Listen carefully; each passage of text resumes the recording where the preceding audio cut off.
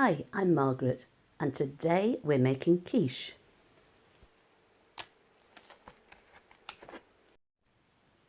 Quiche is such a lovely, versatile, savoury bake, and this is because you can add almost any ingredient you like. I've suggested just 4 ideas here, but I'm sure you'll have many more, and I'd love to hear what you come up with. It's always great to hear if someone's tried my recipe and how it turned out for them, or if they adapted it in any way. These little quiches are the perfect starter recipe to get creative. Well, now I've shown you all 4 quiches, I think it's time to get started, don't you? So let's have a look at what we're going to need for this recipe.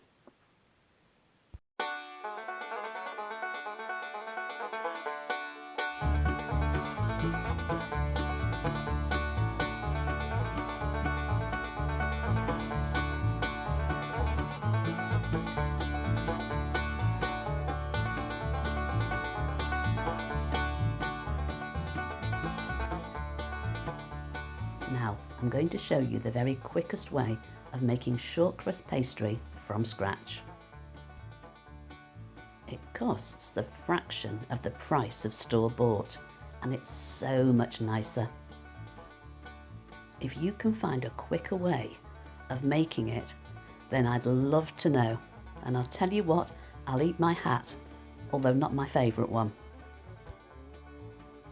Once the ingredients are in and mixed, just pop in enough cold water to bring it together, and using a blender like this, it will take seconds.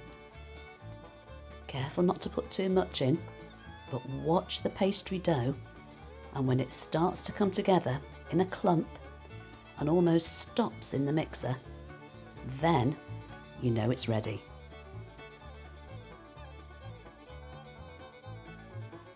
And that's it.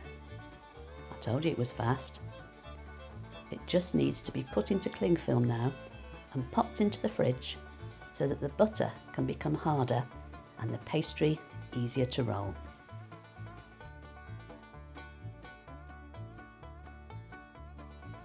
These pretty little dishes I was given as a Christmas present this year, and I've been looking for just the recipe to use them for. A little bit of butter in the bottom, just to make sure the pastry doesn't stick. And then we can pop them aside and get rolling.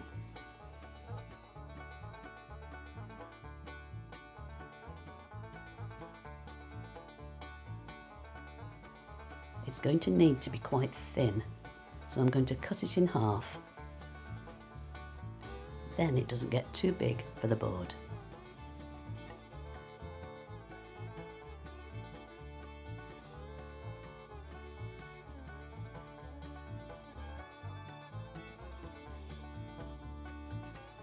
When you're happy it's thin enough, a couple of millimeters is about right. We need to use a bowl or something that's plenty big so that it will lap over the sides of the little tart case when we put it in. It's important that it goes over the edges, and you'll see why in a minute. Using a bit of pastry to push it into the sides of the little case helps enormously.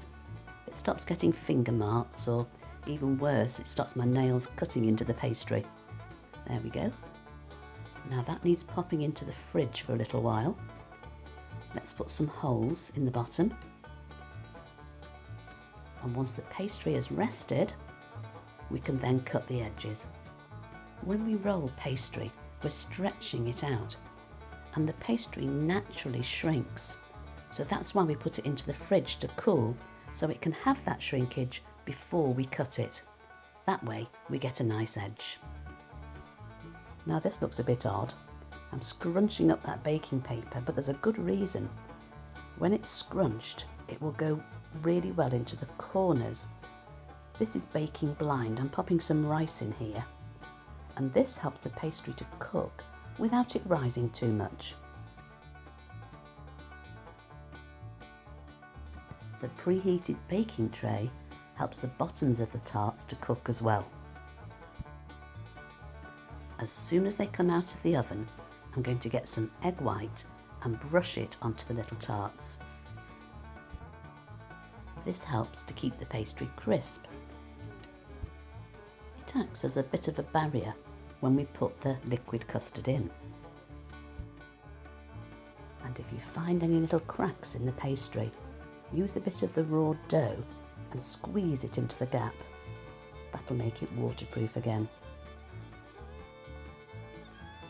Okay, now for the custard itself, and it's very like the custard that we used for the little custard tarts a couple of weeks ago, except instead of being sweet, this one's quite savoury.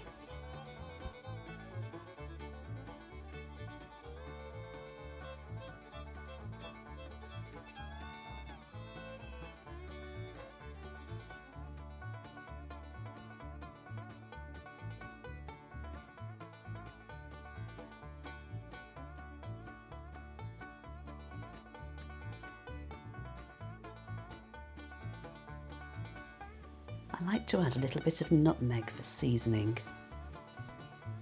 It gives a lovely background flavour to the custard.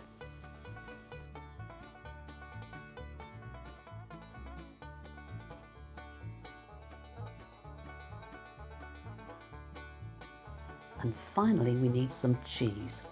I've got 200 grams here and I'm going to use just over half of it in the custard. I'm going to save some to go right on the top of the little tarts before I put them in the oven. That will make them lovely and brown and delicious. This is an extra mature cheddar cheese, so it will give lots of flavour. Now for the fun bit. This tomato puree is going to go into the base of the tomato and mushroom and also the bacon and leek tarts. I've halved the cherry tomatoes and sliced the mushrooms.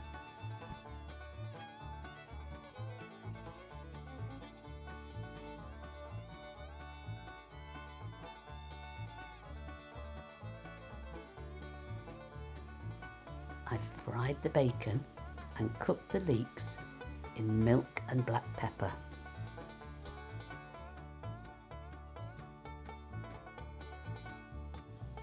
Both the salmon and the broccoli have been poached in seasoned milk.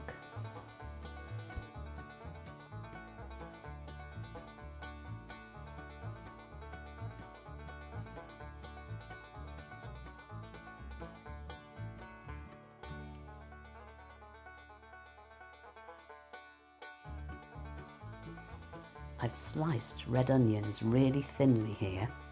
Pop them in a pan with a little splash of water, a teaspoon of sugar and a little balsamic vinegar until they become beautifully soft. The goat's cheese I've cubed and the spinach has been wilted in a dry pan.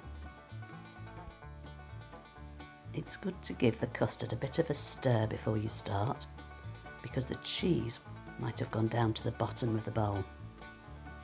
And we want to make sure we get lots of cheese in every spoonful.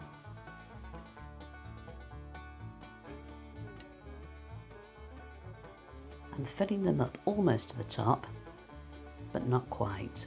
They will puff up a little bit in the oven.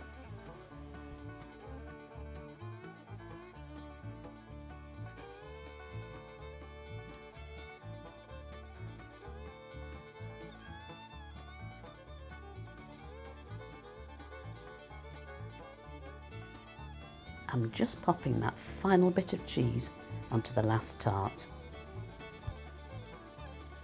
I'm also going to top some of them with some of the ingredients. First of all, because it looks pretty, but secondly, it's nice to know what's in each tart, and when they come out of the oven without any decoration, I might just forget what's in there.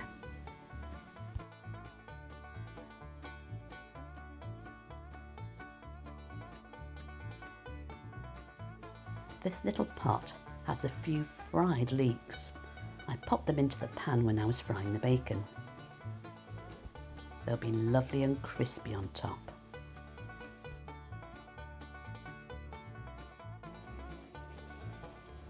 final sprinkling of black pepper, and they're ready for the oven. I've got that hot tray all warmed up in the oven again. Same temperature as before.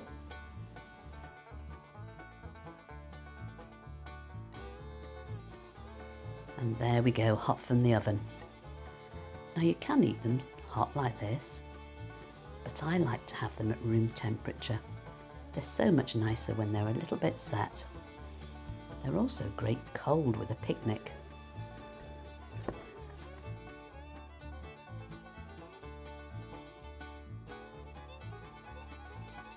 I really do appreciate you popping over to watch my video, and I so enjoy reading the lovely comments you leave each week.